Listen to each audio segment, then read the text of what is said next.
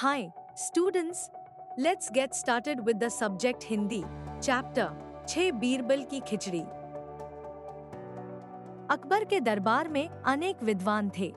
बीरबल उन्हीं में से एक थे। वे अपनी चतुराई के लिए बड़े प्रसिद्ध थे। अपनी चतुराई से वे बादशाह को भी हरा देते थे। अकबर और बीरबल के बारे में अनेक कहानियां प्रसिद्ध हैं। लोग उन्हें बड़े चाव से सुनते सुनाते हैं। एक बार की बात है, अकबर किसी गांव से होकर जा रहे थे। सर्दी के दिन थे। गांव के लोग आग जलाकर चारों ओर बैठे बातें कर रहे थे। जब बादशाह अपने साथियों के साथ वहां पहुंचे तो एक व्यक्ति कह रहा था कि मैं यमुना के पानी में रात भर खड़ा रह सकता हूं। अकबर को इस बात का विश्वास नहीं हुआ। उन्होंने उस व्यक्ति से कहा कि यदि तुम सारी रात पानी में खड़े रहो तो मैं तुम्हें थैली भर मोहरें इनाम में दूंगा। वह मान गया। अगली रात वह व्यक्ति यमुना के ठंडे जल में पूरी रात खड़ा रहा। प्रातः वह बादशाह के दरबार में आया। बादशाह ने आश्चर्य से पूछा, तुम इतनी सर्दी में सारी रात पानी में कैसे खड़े रहे? उसने नम्रता से उत्तर दिया, महाराज, आपके राजमहल से दीपक का प्रकाश आ रहा था। मैं उसे देखते हुए सारी रात पानी में खड़ा रहा। बादशाह ने कहा, तो तुम मेरे दीपक की गर्मी के कारण ही सर्दी से बच सके। तुम्हें कोई इनाम नहीं दिया जाएगा। वह बहुत दुखी हुआ और उदास होकर चला गया।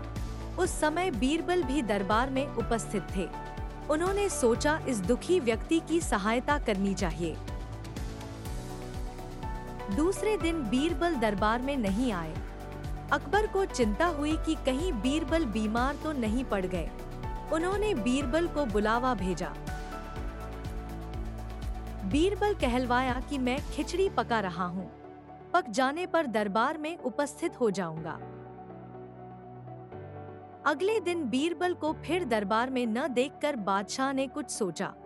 फिर वे बोले, चलो स्वयं ही चलकर देखें कि बीरबल कैसी खिचड़ी पका रहे हैं। जब बादशाह बीरबल के यहाँ पहुँचे तो उन्होंने देखा कि एक बहुत लंबे बांस के ऊपरी सिरे पर एक हांडी लटकी हुई है। हांडी से बहुत नीचे भू पर बहुत थोड़ी सी आग जल रही है। बादशाह ने हैरानी से पूछा, बीरबल, भला यह खिचड़ी कैसे पक सकती है? हांडी तो आग से बहुत दूर है। बीरबल ने उत्तर दिया, हुजूर, अगर वह व्यक्ति राजमहल के दीपक की गर्मी के सहारे सारी रात ठंडे पानी में खड़ा रह सकता है तो इस आग से मेरी खिचड़ी क्यों नहीं पक सकती? अकबर को बात समझ में आ गई। उन्होंने दूसरे दिन उस व्यक्ति को दरबार में बुलाया और बड़े सम्मान के साथ उसे मोहरों की थैली भेंट कर दी। Thanks for watching.